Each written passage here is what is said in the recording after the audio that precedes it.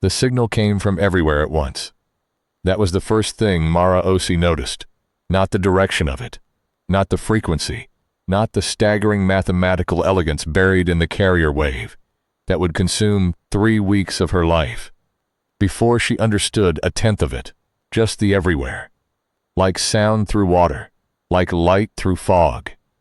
Like being inside the thing that was broadcasting rather than outside, listening to it. She was alone in the array control room at the time, which was to say she was alone in a converted double-wide trailer on the edge of the Atacama Desert at 2 in the morning, surrounded by empty coffee cups and a poster of the Hubble Deep Field that she'd taped crookedly to the wall sometime in her second month here and never fixed.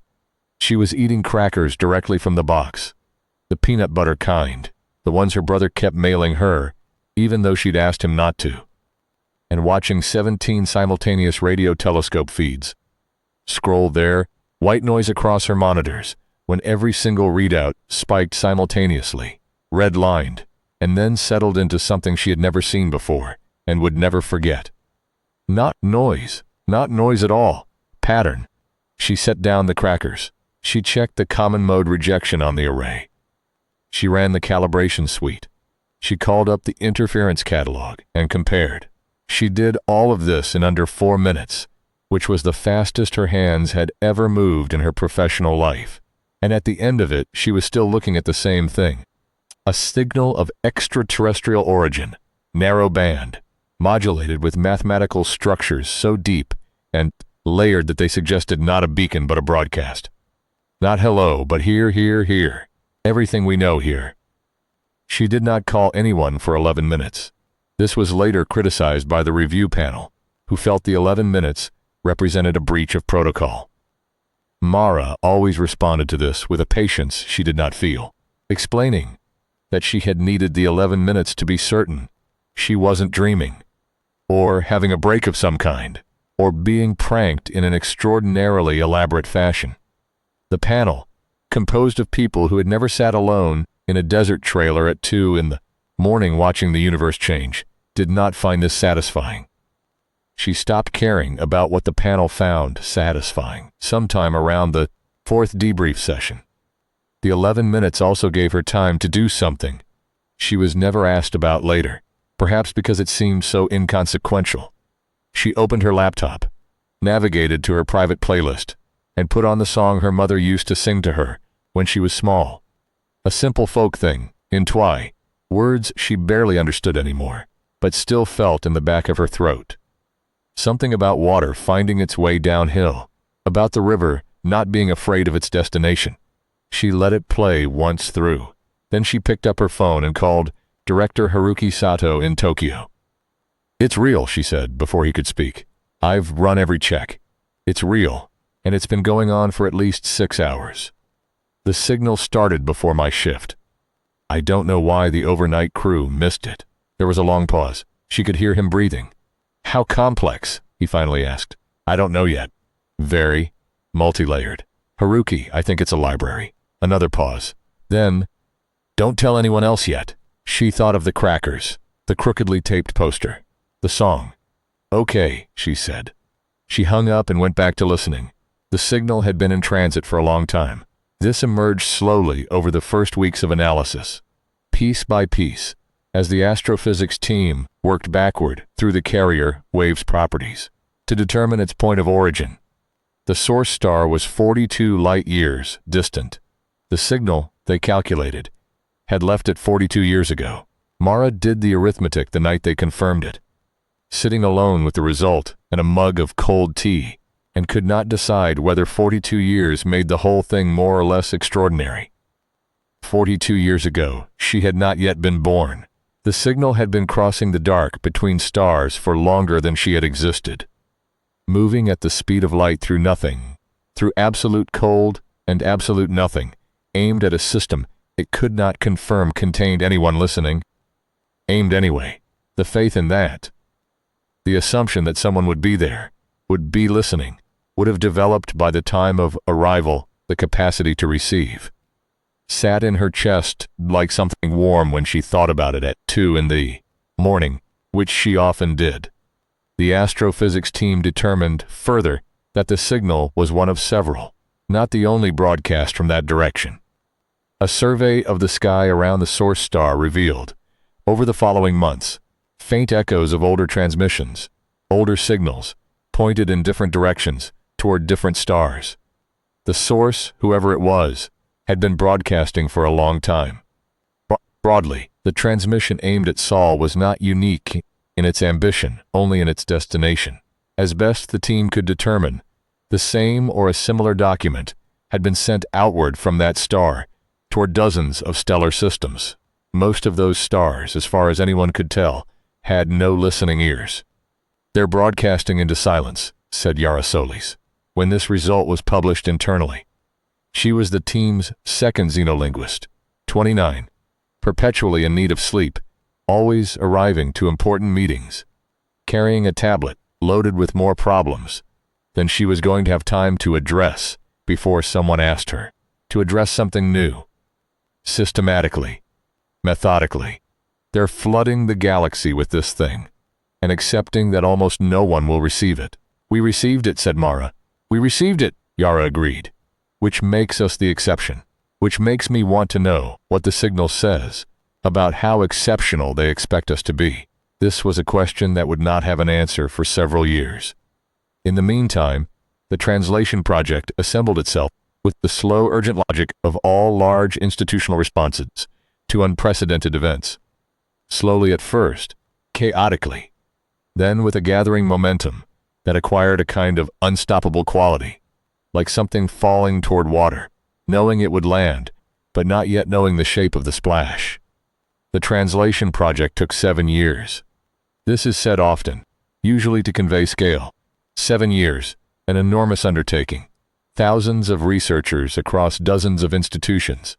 But the number does not capture what those years felt like from the inside. What they felt like from the inside was a sequence of rooms, each one stranger than the last, each one opening onto another that you could not have imagined from where you were standing. You went into the first room thinking you knew what a room was. By the 7th, you had lost the concept entirely. Mara served as deputy lead of the xenolinguistics team for the first 4 years, until she was asked to lead it, at which point she served as lead for the remaining 3 and then declined to continue. When the primary translation was complete, she was 41 by then. She had not been home in 2 years. She ate crackers from a box, still the peanut butter kind, because her brother still mailed them, because the mailing of crackers had become a joke between them, then a ritual, then a gesture of love, too complicated to stop. And she watched the words of another civilization scroll across her screens and tried to understand what it meant to be alive somewhere other than here. The signal, they eventually determined, was not a greeting. It was not a warning, not an invitation, not a diplomatic dispatch. It was a document. Specifically, it appeared to be something analogous to a scientific survey, a meticulous, obsessively detailed catalog of life in the galaxy, compiled by a civilization that had been traveling through it for longer than anatomically modern humans had existed. The senders were researchers. The broadcast was their work. They were, as best Mara's team could determine from linguistic inference alone, something like biologists. They had visited Earth. This was the hardest piece of information to absorb, and the team sat with it for 3 days before anyone wrote it into an official document. They had visited Earth approximately 540 million years ago. During the geological period, humans called the Cambrian, a moment of extraordinary biological explosion, when nearly every major animal body plan in existence either first appeared or laid its foundational blueprints. The survey entry for Earth was long, detailed clearly, the work of multiple observers over multiple visits. It described creatures that no longer existed in terms of such clinical precision that the paleontologists on the team wept quietly at their desks. It described, in particular, something about the conditions of Earth's primordial oceans, with a reverence that the translation team argued about for months, whether reverence was even the right word for what they were reading, whether the alien framework for scientific writing had any analog for what humans called awe. They concluded, eventually, that it did, that whatever had written this entry for Earth had found something here, 500 million years ago, that moved them.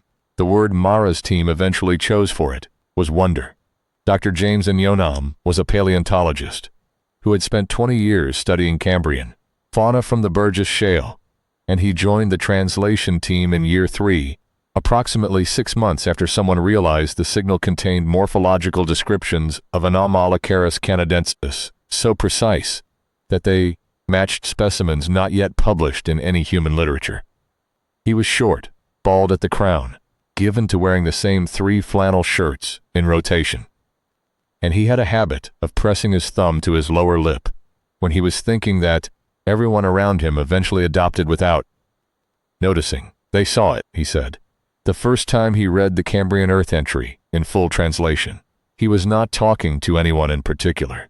He was talking the way people talk when something they have believed their entire life turns out to be true, not with triumph, but with a quiet, cracked relief, like a door opening that you had been pressing your weight against for decades. They saw the whole explosion. They were here for it. Probably for part of it, said Mara, who was across the room reviewing the Europa section. The survey suggests multiple visits over, we think, roughly 20 million years. They documented the beginning. We don't know if they came back for the end. The end, James said. He laughed softly and pressed his thumb to his lip. It never really ended, did it? Everything that happened after the Cambrian was just the Cambrian continuing. Every eye that ever looked at anything, every jaw that ever closed on something, every body plan that ever flew or swam or crawled, all of it started there. They knew that, said Yara from the door. She was carrying a tablet with the high-gravity planet section queued up. She stepped fully into the room. That's what the survey is about, or part of it. The whole thing is structured around that idea. Evolution as exploration, life as the universe's method for learning about itself. Every weird creature on every weird planet is just the universe trying a new question. James looked at her for a moment. Then he looked at Mara. How much of this have you translated? About 30%, Mara said. We think. How long is the full survey? We're working on that. She set down her tablet. Long, she was understating. The survey, as they came to understand it over the following years, was not a single document but an accretion, layer upon layer of observation and notation and cross-reference, compiled over what appeared to be an extraordinarily long period, amended and revised and expanded, as the observers returned to systems they had visited before and found things changed, grown, diversified, gone. The oldest entries used a variant of the mathematical language so archaic that the translation team built a separate sub-project just to parse it. The newest entries, and there were entries that appeared to be very new indeed, appended in a temporal register that suggested they had been added within the last century of Earth time, were written in the same clean, mathematical structures as the body of the broadcast. It's a living document, said Douglas Price, the science fiction writer, who served as the team's cultural consultant. When this was announced, he was standing in the doorway of the main translation room, where he had developed a habit of standing during important moments. It's not an archive, it's ongoing research. Which means they're still out there, Mara said, still documenting, and they decided to send what they had while the work continues. Douglas looked at the ceiling for a moment. Why? Libraries share their catalogs, Mara said. Even incomplete ones. The high-gravity planet section arrived in full translation in the middle of year 4, and it stopped work for 2 days. The planet.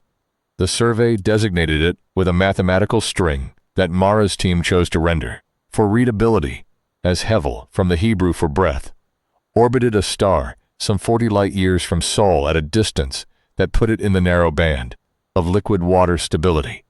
Its gravity was 1.5 times Earth's. Its atmosphere was 15 times as dense. These facts alone had been established by indirect inference from the signal's astrophysical data before any biological entries were opened, and they had generated the expected professional interest. Thicker atmosphere, easier flight, harder ground locomotion, the physics all straightforward. The biology was not straightforward. The creatures that had evolved on Hevel under those pressures were, by any reasonable measure, impossible, not figuratively. The engineering team's physicist consultant, a tall, dry Norwegian named Erik Halvorsen, who had not previously been observed to use profanity, said exactly that. This is not possible. The first time he read the biomechanical details of the creature the translation team was calling, for want of a better term, the winged millipede, he said it twice more during the following 2 days of review. He was not wrong to say it. The winged millipede was gray-green and segmented, with 8 legs positioned directly beneath its substantial body in a configuration the survey's biomechanical notation indicated was a solution to the problem of gravity-induced joint stress.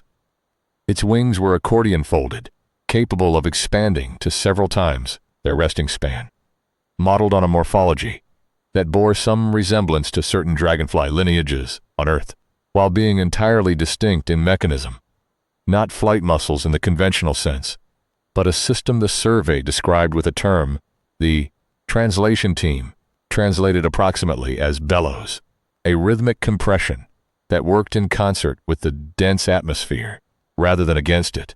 The creature breathed through organs in the tip of its tail, a solution so remote from anything in Earth's evolutionary history that the comparative biology team needed a week just to understand the mechanical logic. Most remarkable, to grow, the winged millipede had to enter water. Only in the buoyancy of water, where gravity was counteracted, could it shed its exoskeleton and expand. It emerged from each molt larger, heavier, more capable, and every molt required this return to the water, this temporary surrender to an environment that reduced the crushing weight of its world to something manageable. It went under to become more than it had been. It came back out and carried more. Every aspect of its body was a solution to a problem that Earth's evolution had never needed to solve, engineered by deep time and deep pressure into a form that had no analog anywhere in terrestrial biology, and yet was, according to the survey's biochemical analysis, unambiguously alive by any definition humans had ever used. It was not the winged millipede that stopped work for 2 days, though. It was a smaller creature, a minor entry in the survey, apparently considered something of a footnote by the original surveyors, described in fewer words than most of the other organisms on the planet. The translation team had rendered it provisionally as the Sputnik bug, small, blue, spined, named by the translation team for the first artificial satellite, because it had been spinning in space when the satellite launched, which was the kind of irrelevant association the team allowed themselves during long sessions to keep from going entirely abstract.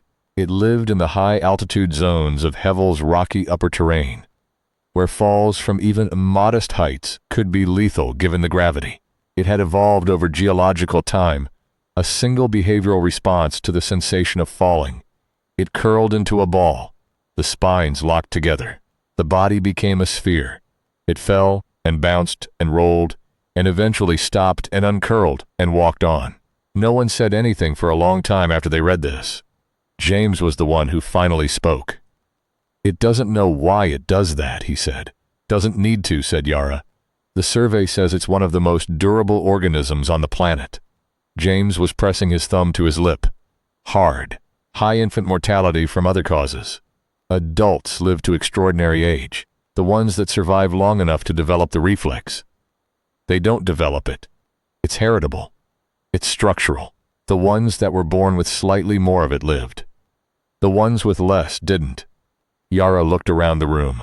Every single one of those things alive on that planet right now is the descendant of the ancestor that curled tightest at the exact right moment. Mara had been standing at the window for several minutes, looking at the desert. The flat white light of an Atacama afternoon, the distant brown line of the mountains. She turned around. "We have a species like that," she said. No one needed to ask what she meant. The Europa section was the one that kept Mara up the latest most nights. She did not know precisely why. The high-gravity planet was more dramatically alien. The fictional worlds described in the survey's later sections more richly strange. But there was something about Europa, about the idea of life existing beneath a frozen shell of ice in an ocean that had never seen the sun, that pulled at her in a way she couldn't fully explain. It was close. That was part of it. Not 40 light years away. A 40-minute drive if you could drive. From here to there. Not much further than some people's commutes. In the outer solar system, yes, but in the solar system which felt important, in a way she hadn't expected. The survey described it with a particular quality of attention. The same mathematical structures used for the Cambrian Earth entry, the same subtle linguistic density that Yara had eventually convinced the team was the alien equivalent of extended observation time, a signal that whoever wrote this section had stayed and watched for longer than was strictly necessary for a scientific record. The towers. That was the detail Mara came back to again and again. The bacteria, ancient and patient, and utterly indifferent to the crushing dark, building structures that rose for miles above the ocean floor in the thermal gradients around hydrothermal vents. Orange-gray, enormous, older than anything on Earth's surface. The survey described the towers with a word, or rather a mathematical structure that translated, approximately to a word, that Yara kept rendering as cathedral, though she was the first to admit the analogy was human and imprecise. The things that ate the bacteria were extraordinary. Massive gray swimmers with suction trunk mouths, built for scouring bacteria from the vent towers, in slow grazing passes, flashing bioluminescent warning signals to rivals in the lightless water, like semaphore flags in fog, territories maintained by light in the permanent dark, relationships between organisms conducted entirely in a sensory register humans had barely begun to understand. The survey described the swimmer's communication system with a term that translated into something like song territory, which the team spent a week arguing about, before agreeing that the best English approximation was claim, and that the concept it described was richer and stranger than either word suggested. And there were the predators. Echolocating, yellow-green, fast in ways the survey's fluid dynamics notation suggested were near the theoretical maximum for that medium and those pressures.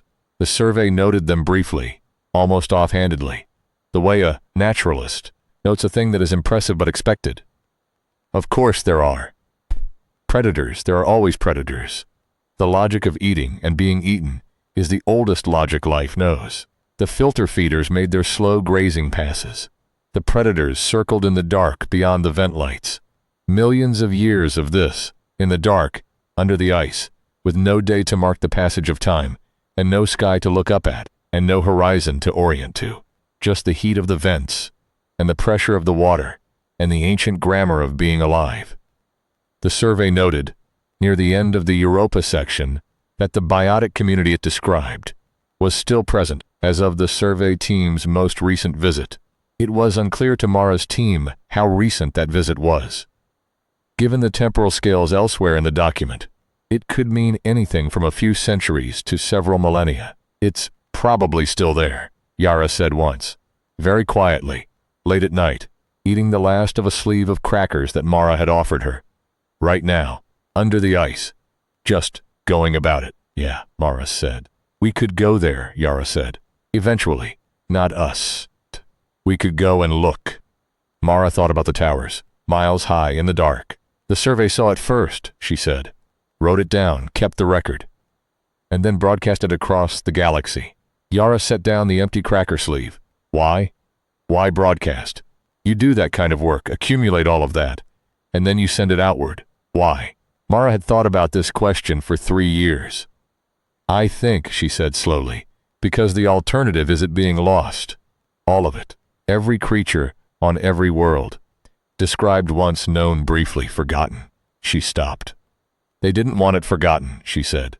There was a section of the survey that the translation team called Sulfur World, and it was the section that most consistently distressed the biologists. Not because the life it described was threatening or hostile.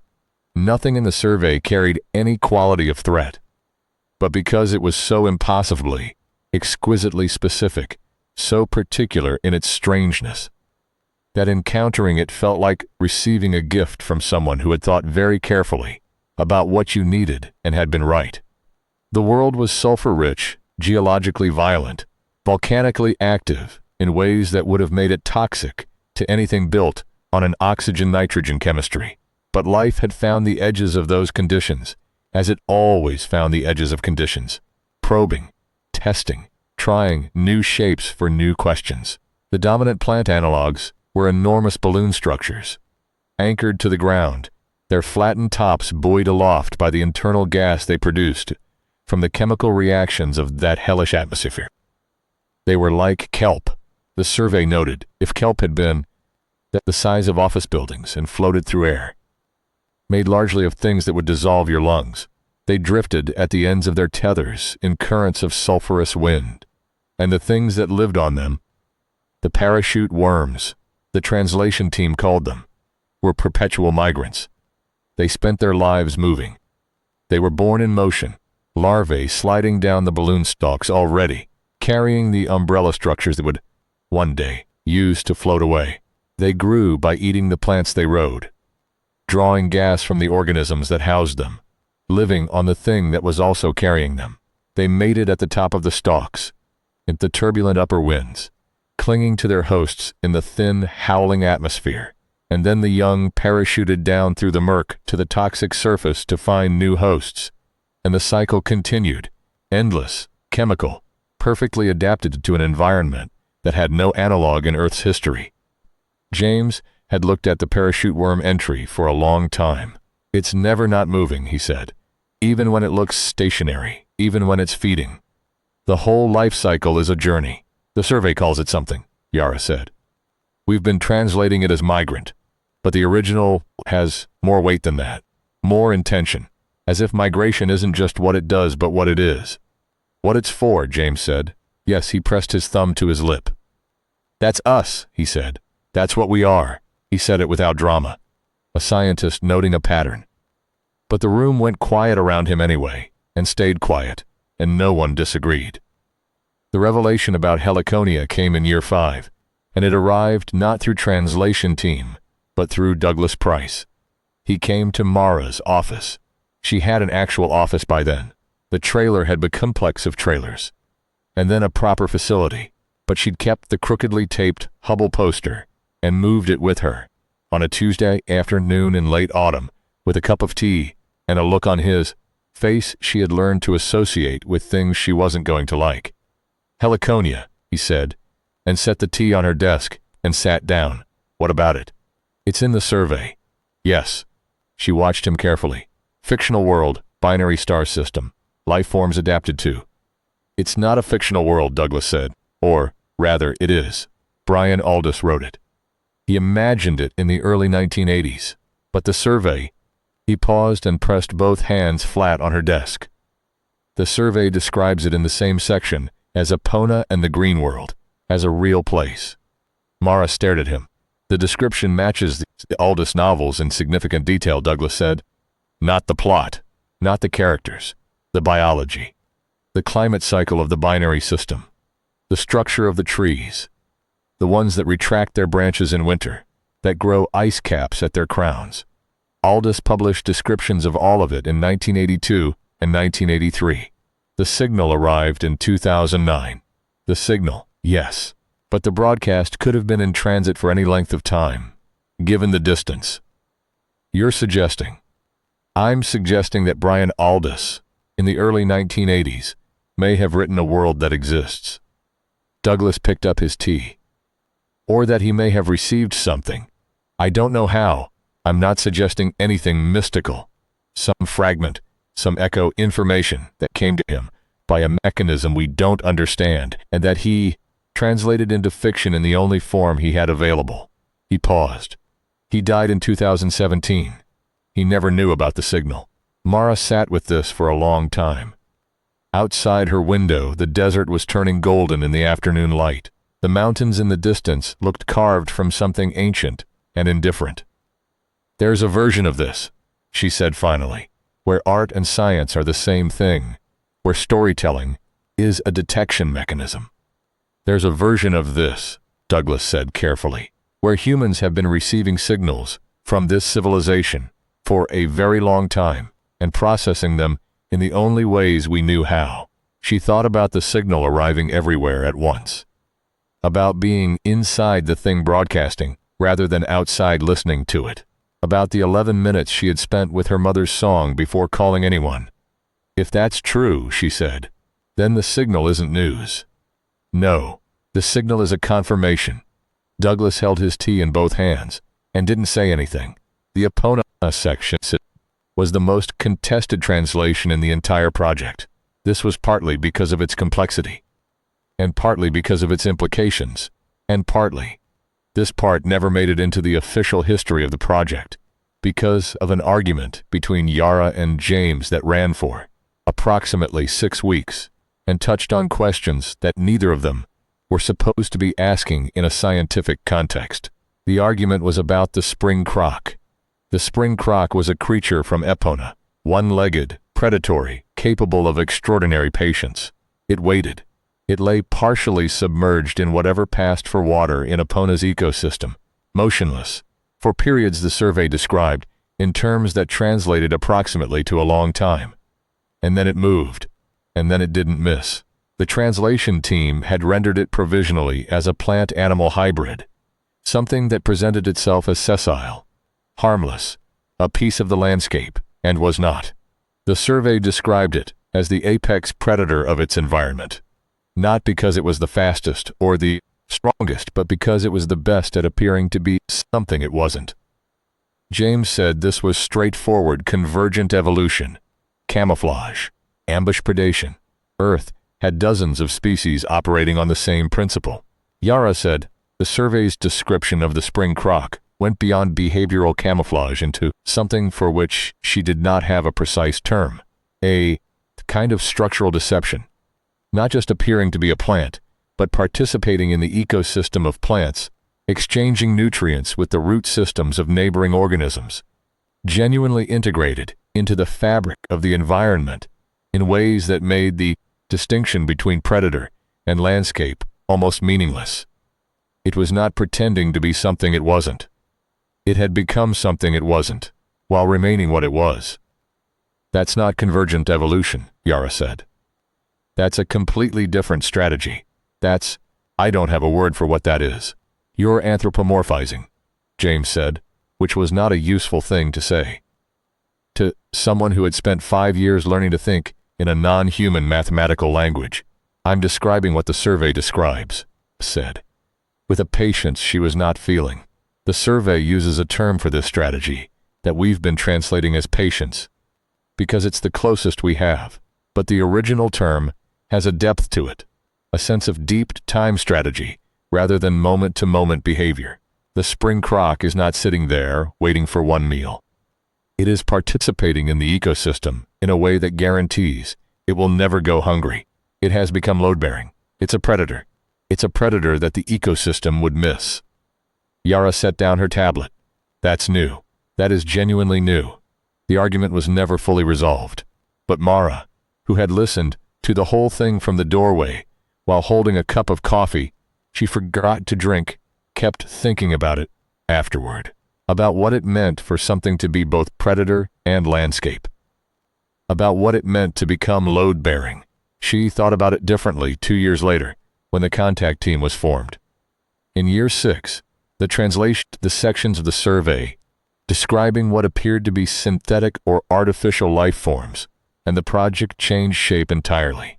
The entry was brief by the survey's standards, a notation really, almost a footnote, describing an encounter with an autonomous robotic system, encountered in the vicinity of a world the team was calling the Green World, lush and forested, and teeming with species descended from echinoderm-like ancestors.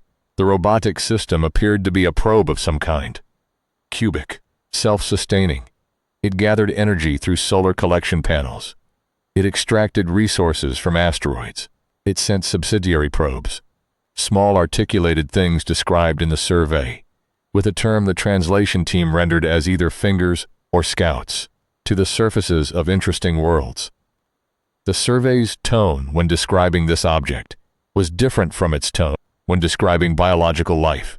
Not dismissive. Nothing in the survey was dismissive, but careful in a different way. The way you might describe something you were not certain how to categorize. It's machine, said Eric Halverson, reviewing this section against the earlier entries for consistency. Another civilization's machine. Left running. Or sent running, said Mara. It might have a home. It might have an origin. The survey doesn't speculate, Eric said. The survey doesn't speculate about anything, Mara said. That's what makes it so strange. All this observation, all this meticulous documentation of everything they saw, and they never say what they think about any of it. They never say, this is beautiful, this is terrifying, this matters. Maybe in their framework, said Douglas in the doorway again, those are the same statement. Mara looked at him. Observation, Douglas said. Documentation. The act of writing something down, keeping the record, broadcasting it. Maybe for them that's the form their feeling takes. Maybe saying this is beautiful and saying here is what I saw are not different things. Mara thought about the Europa Towers. Miles high in the dark, written down, kept. Then we're like them, she said. More like them than we knew, Douglas said. The contact team was assembled at the beginning of year 7, which is to say it was assembled, not when there was alien contact to make, but when there was enough translated material to begin planning for the possibility that there might eventually be. It was a precautionary measure, a readiness protocol. This is the language the announcement used, which is precise language, and tells you something about the announcement's intended. Mara was not on the contact team. She was consulted by the contact team. This distinction was not visible from the outside, but was very clear on the inside, and it meant that she sat in a great many meetings where she gave information and then sat back and listened to people decide what to do with it. The meetings were long and strange. She ate a great many crackers. At one point, she made a remark about the Sputnik bug, about the curling, about the falling, about surviving by becoming a sphere, and it was received with polite incomprehension and then filed away. She did not bring it up again. But she thought about it constantly, especially in the meetings, where the conversation turned to what humans would do if the survey's authors made contact directly, if the ship named in other entries of the survey. The one the translation team had been calling, with deliberate understatement, the vessel, turned toward Sol. The professionals in those meetings talked about communication protocols and defensive postures and resource assessment and information exchange parameters. These were not the wrong things to talk about. They were not even inadequate things to talk about. They were just not the only things, and Mara found herself thinking about the earlier sections of the survey. The Cambrian Earth entry, the wonder word that the translation team had argued about for months, and wondering whether a civilization that had described Earth's primordial ocean with something like reverence was a civilization that was going to respond well to being met with a defensive posture. She did not say this in the meetings. She had learned to say things in Douglas's doorway instead, where they could be uncomfortable without being on record. They documented us, she said to him. One evening, late in year 7, standing outside the facility in the desert dark, the Milky Way overhead in its full unobscured density, the cold clear air of altitude making everything sharp. 500 million years ago, they documented us, the trilobites, and the Anomalocaris, and whatever was doing whatever in the dark water. They wrote it down. They wrote down the Cambrian biota, yes. They wrote down our ancestors. She tilted her head back and looked up. The stars were points of light with no flicker in the clear, high desert air. Whatever we are now, the whole chain of it, 540 million years of evolution. Every creature that ever ate and was eaten, and found a way to carry something of itself forward. All of it descends from what they documented. They have the original notes. Douglas was quiet for a long time. They've been watching the experiment, Mara said, from the beginning. That's one frame, Douglas said carefully. What's another frame? He thought about it. They documented the starting conditions of something they didn't know would produce what it produced. They couldn't have known the Cambrian explosion would eventually lead to us. Evolution doesn't have a destination, but it has a direction, Mara said. Not toward any specific form, but toward complexity, toward, what did the survey call it? The universe asking new questions of itself through the shapes it makes. Yes. We're a question the Cambrian was asking. She dropped her gaze from the stars to the dark flat line of the desert horizon. And somewhere in that survey there's an entry for us. Not the Cambrian entry. A new one. Whenever they came back. The silence stretched out long enough to hear the wind. They came back, Douglas said. Not a question. The survey doesn't end with the Cambrian, Mara said. There are entries for Earth at multiple periods. We've only fully translated the earliest one. She reached into her jacket pocket and took out a cracker. Always the peanut butter kind. Always there, and ate it slowly in the dark. We've been working on year 7. We're at about 60% total translation. And you haven't. We've found the Earth section we think covers approximately 80,000 years ago, which is modern human behavioral emergence. We haven't opened it yet. She put the rest of the cracker in her mouth and chewed. The committee wants to do it with the full team present. Full recording, full protocol. That's scheduled for next week. Another long silence. You're afraid of what it says, Douglas said. I'm afraid of what we'll do with what it says. She zipped her jacket against the cold. If they documented us in the Cambrian with wonder, and they came back 80,000 years ago and documented us again, what did they see? Something worth being afraid of? Something worth being proud of? Something they couldn't categorize? She shook her head. We're going to read it, and then we're going to have a feeling about it. And then the people in those meetings are going to use that feeling to make decisions about how to greet them if they ever show up. And you think our feelings are unreliable guides? I think our feelings are the most important thing we have, Mara said, with a precision she had been building toward for 7 years. I think the survey was written by beings who felt something when they documented life, who chose to broadcast that record across the galaxy because something in them, call it what you want, call it science, call it art, call it the need to ensure that what was seen is not lost. Something in them required the work to be shared. That's not cold documentation. That's a feeling. She looked up again. What I'm afraid of is that we'll meet them and lead with everything except that. Douglas looked at the stars for a while. Then he said, you should be in those meetings. I am in those meetings. You should be talking in those meetings. She almost smiled. I'm talking to you. I'm a novelist. I have no institutional authority. You have a doorway. He laughed, very quietly, in the dark. The 80,000-year Earth entry was opened the following Thursday. Mara sat at the head of the table in the main translation room. 22 people around the table, another 30 watching on screens from other facilities. Full recording running, and read aloud the section her team had prepared. It was shorter than the Cambrian entry, more concentrated.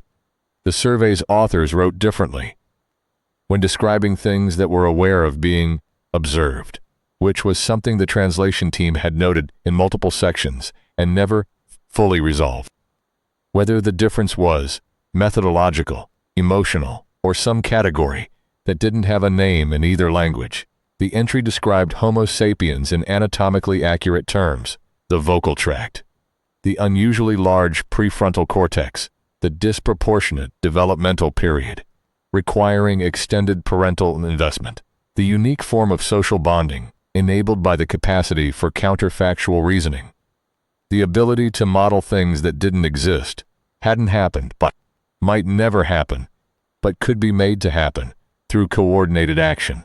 And then there was a phrase that took Mara's team 3 days to agree on a translation for, because it touched on something that kept slipping out of the mathematical structures they developed for the project. A phrase from the survey entry for humans at 80,000 years before the present that the team ultimately rendered in 6 different ways, and included all 6 in the report, with a note that the original was doing something no human language had a precise equivalent for. The 6 translations were, they make things that outlast them. They record what they cannot hold. They insist that the unseen be seen. They grieve the things they cannot save. They name what has no use for naming. They make the universe speak back to them in a language they invented. The room was very quiet when Mara finished reading. James was pressing his thumb to his lip. Yara was looking at the table. Eric Halverson was very still in his chair. Douglas was standing in the doorway. Mara set down the page. She thought about the crackers in her pocket. She thought about her mother's song. She thought about the Sputnik bug on the high-gravity planet, millions of light years away, curling at the moment of falling, surviving by becoming a sphere, walking on. She thought about the towers on Europa, miles high in the dark, made of nothing but time and heat and patient chemistry. No mind behind them, no intention, just the slow grammar of being alive, finding forms. She thought about the 11 minutes. They've known us for a long time, she said. Her voice was steady. Longer than we've known ourselves. No one responded. The silence had a quality to it she recognized from the desert at night. The quality of space having weight, of vastness pressing in, of being very small in something enormous, and not feeling afraid of that, for once. So when they come, she said, if they come, we don't need to explain ourselves. She looked around the table, at the people who had spent 7 years inside the rooms of this thing, at the scientists and linguists and biologists and mathematicians and one novelist who kept standing in doorways. They already know what we are, she said. The question is whether we do. The vessel arrived on a Tuesday, which seems wrong somehow but is accurate. A Tuesday in October, the sky over northern Chile, a deep Atacama blue. The facility's sensor array confirming first at 1600 hours what several independent telescopes had been suggesting for the preceding 6 weeks. An object decelerating toward the inner solar system at a rate incompatible with any natural phenomenon on a trajectory that brought it in 22 days to a stable orbit at roughly the lunar distance from Earth. It was not large. This surprised almost everyone and surprised Mara not at all. The survey had described the author's vessels across multiple entries, never with emphasis, in the way you describe transportation rather than landmark. Functional, size to purpose, not ostentatious. It was approximately the size of a large ship. From the telescope feeds, it appeared dark and geometric, absorbing rather than reflecting, giving back very little information about its surface. The world's response to the arrival ran the full spectrum of human reaction in real time, awe and terror and denial and grief and exhilaration, and the particular variety of bureaucratic anxiety that large institutions generate when confronted with something that has not been accounted for in any existing procedure. Military assets moved. Governments issued statements. A significant fraction of Earth's population went outside and looked up, knowing intellectually that there was nothing visible to the naked eye, but doing it anyway, because looking up was the only physical action available, and the body insisted on doing something. Mara watched the news feeds for 20 minutes and then turned them off and went back to work. The contact team went into continuous session. The communication protocols were activated. Signals went out. The agreed-upon mathematical greeting, the sequence that the translation team had designed over 18 months, carefully structured to reflect understanding of the survey's own mathematical language without directly quoting from it. A way of saying, "We received what you sent. We understood some of it. We are here." The response came in 11 hours. Mara was in the main translation room when it arrived. She was eating crackers. The response was not a greeting. It was a document. This took the contact team 2 days to fully accept and 3 days to interpret. The document was, apparently, an addendum to the survey, a new entry, filed as best the translation team could determine on the day the vessel entered the solar system. The subject of the new entry was humanity. Mara was the one who translated it. She did not ask permission to do this first. She did it between 3 and 6 in the morning, while everyone else was sleeping or meeting, alone in the room, with the crookedly taped Hubble poster, the same crackers, the same chair, the same quality of attention she had brought. to the first night 7 years ago, when she sat alone in the desert and watched the universe change. The new entry was longer than the 80,000-year entry. Considerably longer. It covered a broad span. The translation team would later determine it represented observations from at least the past 500 years, though the survey's temporal structures were still imprecise, in ways that could mean the coverage was much wider. It described a species in the middle of something, not at the beginning and not at the end, but in the difficult, chaotic, generative middle, the phase that evolution sometimes called irradiation, the moment when a body plan had proved itself stable enough to diversify explosively in every possible direction, simultaneously. It described the machines, the cities, the networks of information that spanned the globe with a speed and density that the survey's notation indicated had surprised the observers. That humans had invented a system of near-instantaneous mass communication within living memory was apparently a development the survey flagged as significant. A threshold crossed, one of those evolutionary moments when the curve of change suddenly steepened. It described with characteristic clinical precision the multiple large-scale crises humanity had generated for itself, and was generating, and would continue to generate for the foreseeable future. It described these without judgment, in the same tone it used to describe the high-gravity planet's evolutionary dead ends, the creatures that found, niches that then closed, the lineages that hit walls, the species that flourished briefly and then collapsed when the conditions that had sustained them changed. Not condemnation, observation. The survey had never condemned anything. It had only watched. And then, near the end, in the same section of the document that contained something like evaluative framing, the section the translation team would argue about for years, the section where the survey's authors sometimes appeared to be reaching for something beyond pure description. There was a phrase. Mara translated it 4 times before she settled on a version. She wrote it in the margin of her working document and stared at it for a long time. Then she took out her phone and sent it to Douglas. He replied at 5:30 in the morning. A single line. Yes, that's right. That's exactly right. She put the phone down and looked at what she'd written. The crackers were gone. The desert was beginning to lighten outside the window. The long, pale pre-dawn brightening, gradual and impersonal and absolute. The phrase she had translated was, "They are still in the fall. They have not yet curled." The first direct communication came on the 22nd day, as the vessel settled into its orbit. It was audio and image, not video in any conventional sense, but a transmission signal that resolved on the facility's display systems into something that could be rendered visually, and when it rendered, the room went very quiet. The figure on the screen was small, green-skinned, yellow-eyed. It sat, or occupied a space in a way that suggested sitting, in an environment that appeared to shift slightly with every angle change, as though the background itself was responsive, living, adjusting to the observer. It was female. The translation team would later determine, though gender in this context was a category the original survey used in ways that mapped imperfectly onto any human framework. She did not speak immediately. She appeared to be looking at the camera in the way someone looks at something.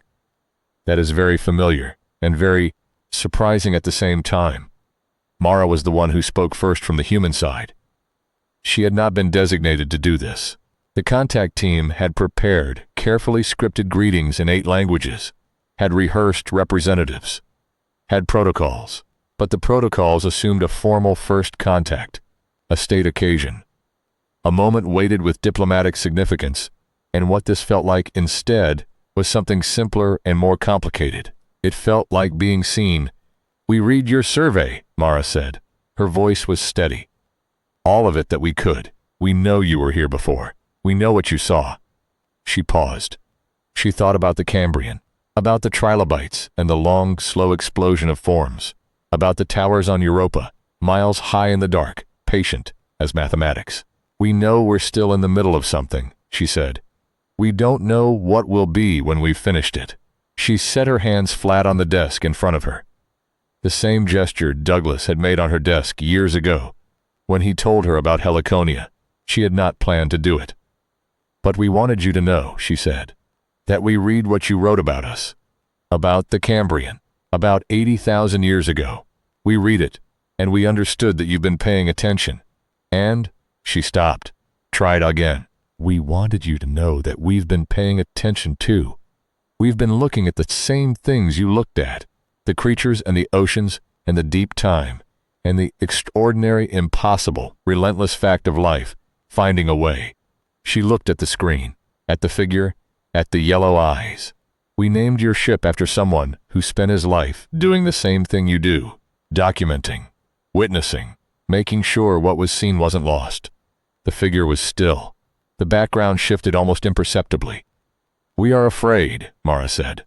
"I want you to know that too. I think you know that. Your survey notes it, several times, in terms we translated as caution in the face of unknown consequence, which is our fear, which is also how we move forward. We are afraid and we are here, both things at once." She looked down at the desk, at her hands, at the marks on her palms, from years of pressing them flat on various surfaces. "And we have been in the fall for a long time," she said. "Your note says we have not yet curled. I think you're right. I think we're still learning how." She looked up. The figure moved, very slightly, a tilt of the head, a gesture she had no framework for. Something with the hands that might have been structural. A way the body organized itself when processing something unexpected, and then a sound. Not a word in any language the translation team would be able to parse for 3 more months, but a sound with a quality to it, pitched and modulated and unmistakably intended, unmistakably expressive, unmistakably aimed at the figure on the screen rather than broadcast into the void. Mara listened to it. She looked at Yara, who was standing very still, with both hands pressed to her mouth. She looked at James, who had his thumb against his lip. She looked at Douglas in the doorway. She couldn't be certain. The translation work ahead was years. The misreadings and course corrections and cultural impossibilities and failures of imagination on both sides would be enormous and ongoing and never fully resolved. She knew this. She had spent 7 years learning the distance between a signal and understanding, but the quality of that sound, the quality of the attention behind it, felt, in the way that things feel before they can be proven, like the same quality she had found in the survey itself. Like the mathematical structure of being moved by something you have traveled a very long way to see. Wonder, she thought of her mother's song, the river not afraid of its destination. "Okay," she said quietly, to no one in particular, to all of them. "Okay, let's begin." The contact period that followed was not a single event. It was a long adjustment, conducted slowly and with frequent error and occasional profound misunderstanding, by 2 civilizations that had more in common than either had expected, and less than either had hoped. The survey helped. Having the survey, having access to the record of what had been seen and documented across billions of years of looking, gave the conversations an anchor that pure first contact might not have had. There was a body of shared knowledge. There was a place to start. The early exchanges were slow, methodical. Both sides were cautious in the same way. Not the caution of fear exactly, but the caution of someone handling something irreplaceable, knowing that a wrong move would not break the object, but might permanently alter what it was possible to do with it. The translation team worked around the clock. The contact team negotiated access and schedules and terms that both sides found imprecise but workable. Slowly, the imprecision became a language. The language became a relationship. The relationship became something that no one had a name for yet. Mara went home during this period for 2 weeks, the first real leave she had taken in 3 years. Her brother made her eat actual meals. He asked her what the alien was like, and she thought about it for a while and said, "Careful," he said. "Careful like afraid, or careful like a surgeon," she said. "Careful like someone who has been doing this for a very long time and knows how much can go wrong." She went back to the facility. She ate crackers from the tin her brother had left her. She started fixing things that had needed fixing for years. The crooked poster, finally straight. The backed-up paperwork, finally cleared. The small habits of a person who had been living inside a crisis so long she had forgotten that maintenance was a category. One afternoon, about 8 months into the contact period, she received a transmission from the vessel that had not been routed through the contact team. A direct channel opened without notice, which caused significant institutional anxiety that took 2 weeks to resolve. The transmission was brief. It contained a single entry from the survey. Not a new one, but an old one. One the translation team had already worked through and filed. The Europa section. Specifically, the passage about the towers. Mara read it again.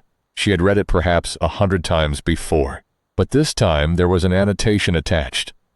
A short notation in the survey's mathematical language, different from the main text in its structure, tagged as something the translation team eventually classified as personal observation, rather than scientific record. An aside. A voice more clearly individual than anything else in the document, saying something outside the frame of the official work. It translated imperfectly as, "Every time we come back, they are still there. The towers, still building, still patient. I have traveled a very long distance in my life. These have not moved at all. I do not know which of us has understood something the other hasn't." Mara sat with that for a long time. Outside her window, the Atacama was burning gold in late afternoon. The same color it had been the night she received the first signal, all those years ago. She thought about the towers, miles high in the dark, not going anywhere, not trying to. She thought about the Sputnik bug, and the moment of falling, and the curl. She thought about her mother's song, the river, the destination. She opened a new document and began to write. Not a translation. She had done enough translation. Something else. A letter, or as close to a letter as the mathematical language of the survey allowed. She was not sure it was the right thing to do. She was not sure it was protocol. She had learned, over the last 7 years, that the most important things had a tendency to happen outside protocol. In the spaces between the official moments, in 11-minute gaps, in doorways, in the dark outside a facility in the desert. Looking up, she wrote, "We have read your note about the towers. We know what you mean. We are ourselves trying to decide whether to move or to stay still. We have not figured out yet that this might be the same choice." She sent it. The response came in 3 days. It was longer than anything she had sent. It took the translation team 6 weeks to fully render, and when they did, she read it alone in her office, with the door closed, and the Hubble poster finally straight on the wall, and the tin of biscuits her brother had sent, her open on the desk. The response described the first time the survey team had encountered what appeared to be a dead world. A planet that had once harbored life, still bore the chemical traces of it, but was now silent. It described what the original surveyors had done with this information, not how they had filed it, not the notation they had used to flag it in the record. What they had done, as beings who had traveled to this place, and found that they had arrived too late. The translation team's best rendering of the key phrase was, "We stayed for a while anyway. We documented what had been. We made sure the record existed, so that the fact of what had lived there would not vanish entirely from the universe simply because the universe had stopped paying attention. We do not know if this is enough. We suspect it is not. We do it regardless. We do it regardless." The contact period lasted in various forms for decades. Mara was part of it for 11 years before she retired. Officially, on paper, which in practice meant she remained a consultant, then a senior consultant, then a kind of institutional memory, her phone ringing at irregular hours. When someone needed someone who had been there from the beginning, who remembered the 11 minutes, who knew which cracker the peanut butter kind was, and why it mattered. The survey was never fully translated. This was not a failure of the translation project. It was a function of the survey's nature. New entries continued to arrive, appended to the original broadcast, flagged with the temporal notation that indicated ongoing work. New worlds, new species. New questions the universe was asking of itself through the shapes it was making. The document grew, while the humans were still reading the older parts of it. This was initially distressing to the contact team's administrative structure, which had organized itself around the concept of a complete text, and then, gradually over years, became accepted as simply how the thing was, a characteristic rather than a problem. You read what you could. You stayed current with the new entries. You acknowledged that the survey was larger than any single effort to contain it. The translation team became its own kind of institution. It trained new people. It developed methodologies that were eventually taught in universities. It produced, across the years, a body of secondary literature about the survey. Interpretations and analyses and arguments and counter-arguments that grew to dwarf the primary translation in volume, which was very human, and which the survey's authors noted in a new entry with a quality that the translation team eventually agreed to call, with full awareness of the imprecision, affectionate. Mara kept the crookedly taped poster for years before she fixed it. She fixed it eventually, on a Tuesday afternoon in autumn, pressing it flat against the wall with both hands, the galaxies in it sharp and deep, and everywhere at once. Every one of them a story still being told. She stood back and looked at it for a long time. She thought about a small blue creature on a world with 1.5 times the gravity of Earth, living in the rocky high-altitude zones where every fall was a possible end. She thought about what it carried in its DNA, the lesson its ancestors had earned over geological time. When you feel yourself going, curl. When the ground disappears and there is nothing solid left, make yourself a sphere. Trust the shape. Fall and bounce and roll and land and uncurl and walk on. They were still in the fall. They had not yet curled, not fully, not the way the Sputnik bug curled, with the complete structural commitment of something that had been doing it for a very long time. But they were learning. They were getting there. They had curled a little at the moment of receiving the survey, and a little more at the moment of first contact, and a little more with each conversation that didn't end in catastrophe, which was most of them. Small curls, practice runs, the spine slowly locking into position. She thought about the towers on Europa, miles high in the dark, made of nothing but time and heat, and the patient chemistry of living things that had never needed a reason. She thought about the note from the survey. Every time we come back, they are still there. She thought about her mother's song, the water finding its way, the river not afraid. She went back to her desk. She opened her laptop.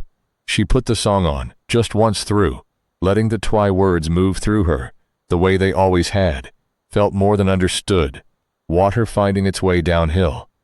And somewhere above her, in a dark geometric ship, in high orbit, a small green figure with yellow eyes looked at the planet below, at the one planet in the survey that had surprised the observers most, not at the Cambrian, not at 80,000 years ago, but now, in this strange late chapter that no one had predicted, and kept watching, with the quality of attention that looks, across every language barrier that has ever existed or will ever exist, exactly like care.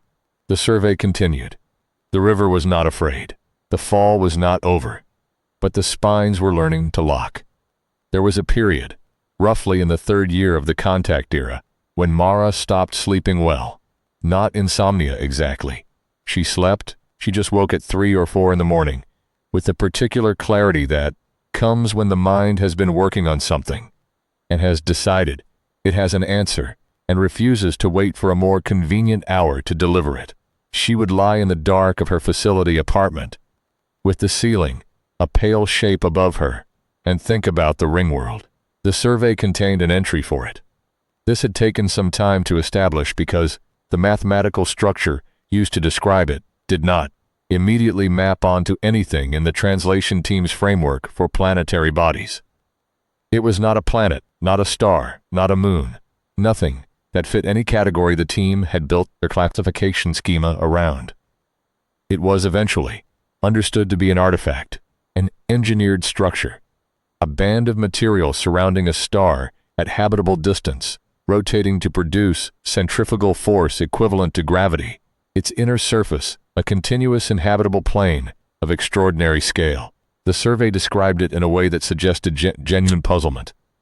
This was, as best anyone could determine, one of the very few entries where the observers appeared to be uncertain how to categorize what they were seeing. Not life, exactly. Not a world. Exactly something between. Larry Niven had described it in a novel published in 1970. The translation team had checked. Mara thought about this when she couldn't sleep. She thought about all of it when she couldn't sleep. The parachute worms on the sulfur world, born already in motion, spending their lives as migrants. The epic journey up the stalks to mate. The parachuting down through the murk. She thought about the Sputnik bugs, and the winged millipedes, and the creatures in the dark water of Europa, flashing bioluminescent territorial claims to rivals they couldn't see. She thought about the spring croc, waiting in the shallows of Epona's rivers, with the patience of something that had learned to become the landscape. She thought about the heliconian trees, shedding not just their leaves in winter, but their branches, pulling the whole canopy inside, growing ice caps at the crown to wait out the cold. An entire deciduous strategy scaled up to the logic of a binary system with catastrophic seasonal swings. She thought about what these creatures had in common. The survey had brought them to humanity from across the galaxy. These impossibly varied forms, these solutions to problems Earth's biology had never needed to solve. But the more time she spent with them, the more the differences receded, and something else emerged. Not similarity exactly, but resonance. A family resemblance, not of form, but of strategy. Every creature in the survey, across every world, across every set of conditions, had arrived at the same fundamental problem. Conditions change.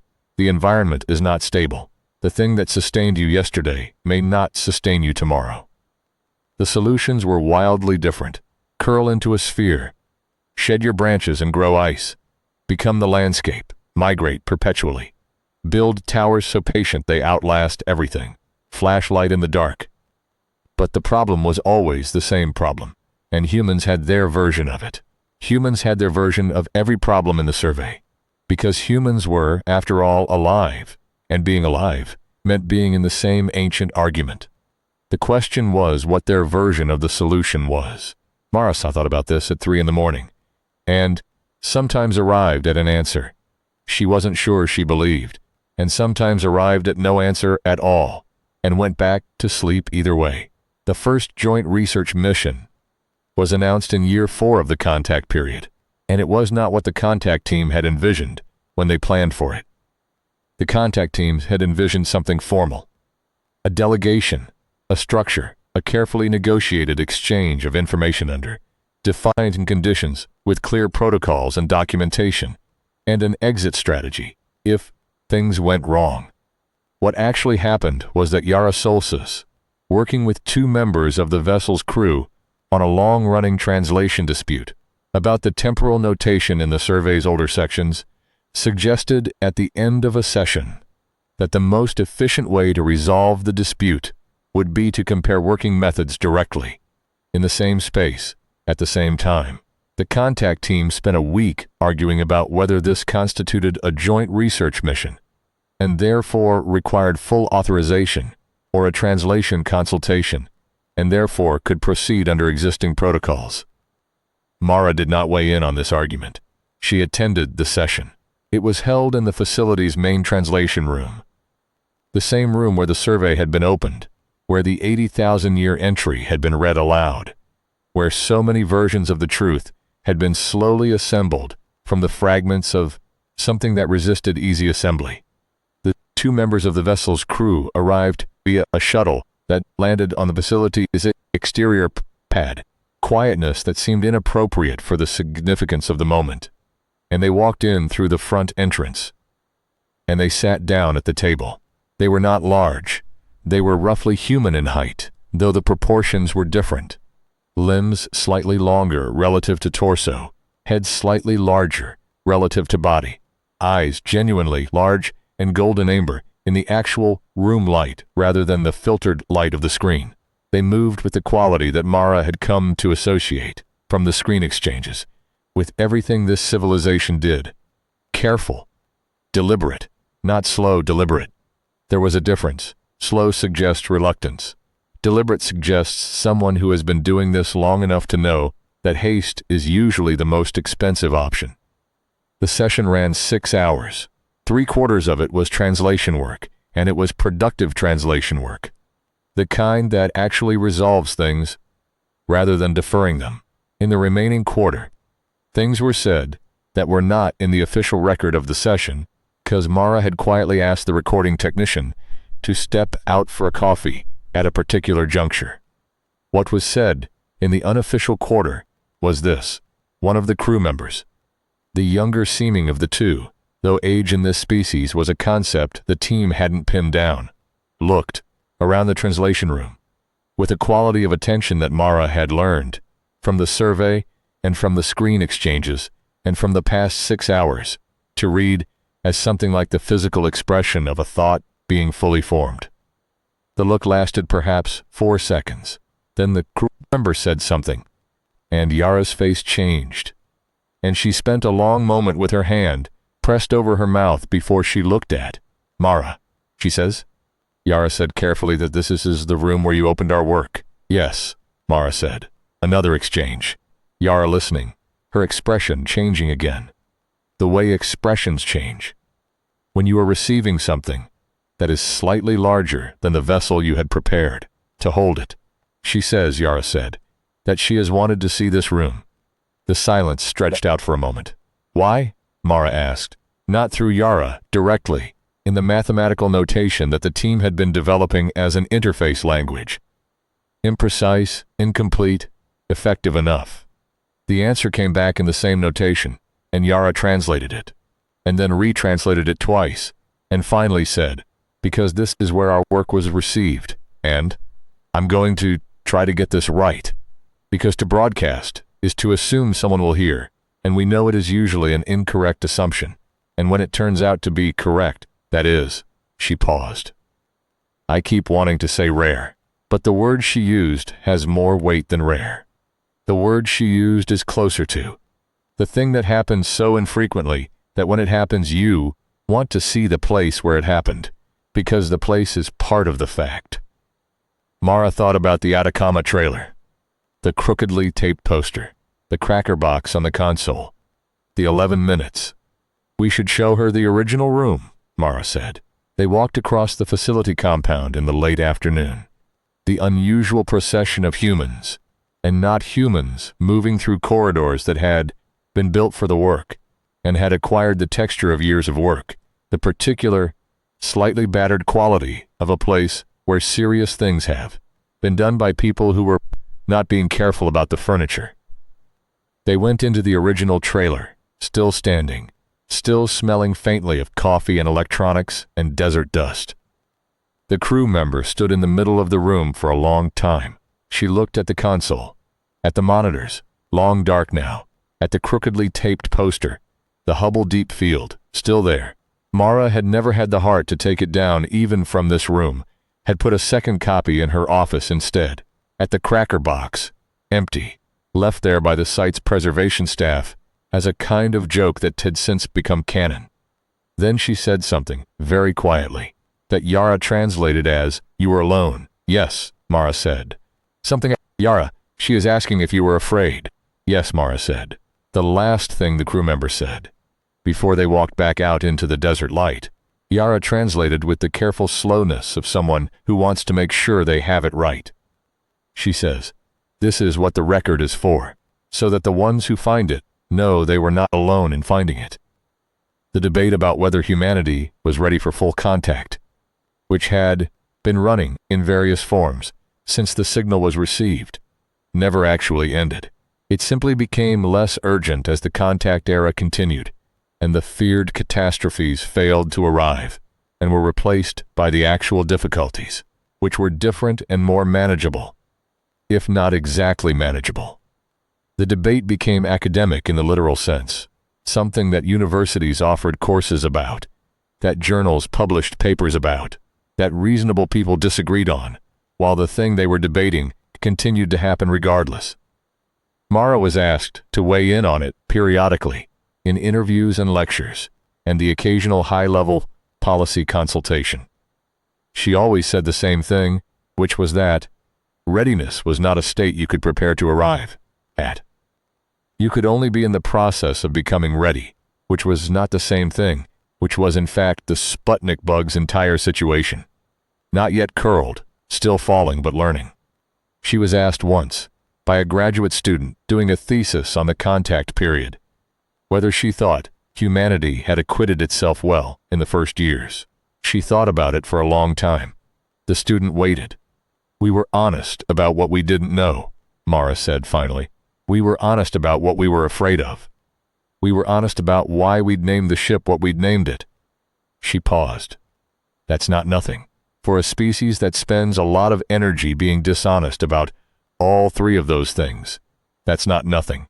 The student asked whether she thought the survey's authors had been surprised by humans.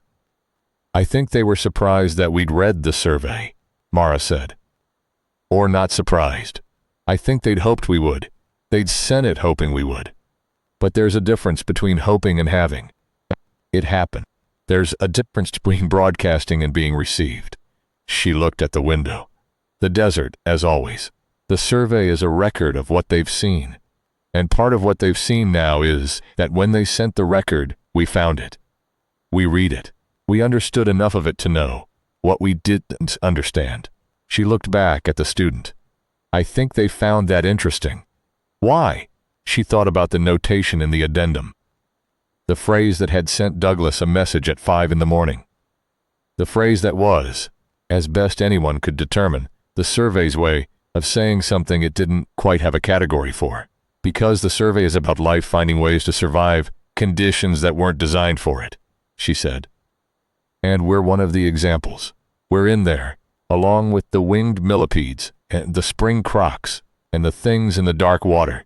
And maybe what's interesting about us, what they found interesting about us, is not the technology, or the cities, or the fact that we can receive a radio signal and decode it.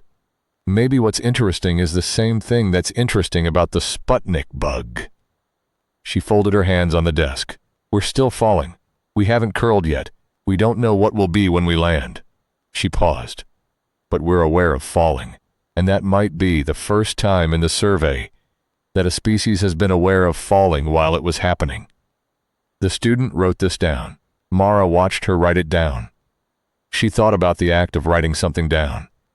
The act of making a record of a thing before it was finished, so that it existed in some form, regardless of how it turned out. She thought about the survey's authors, broadcasting into silence toward dozens of stars, knowing that most would hear nothing, doing it anyway. She thought about the towers on Europa, building in the dark with no intention and no record, just the chemistry of being alive, piling itself up over millions of years. She thought about her mother's song. The water, the river, she was not afraid. Years later, many years, the contact period by then well established, the survey still growing. The joint research mission on Europa, quietly becoming the most significant scientific undertaking in human history. Mara was asked to give the address at the opening of a new facility in the Atacama, built adjacent to the original site. A proper building now, with a proper dome and a proper staff complement, and a cafeteria that served actual meals, which the staff seemed to appreciate. The original trailer had been formally designated a historical site by the Chilean government, which meant it now had a small plaque and a velvet rope and tour groups on Saturdays. She stood at the podium in the new building's atrium, a room with a high glass ceiling through which the Atacama sky showed its impossible blue, and looked out at the assembled faces.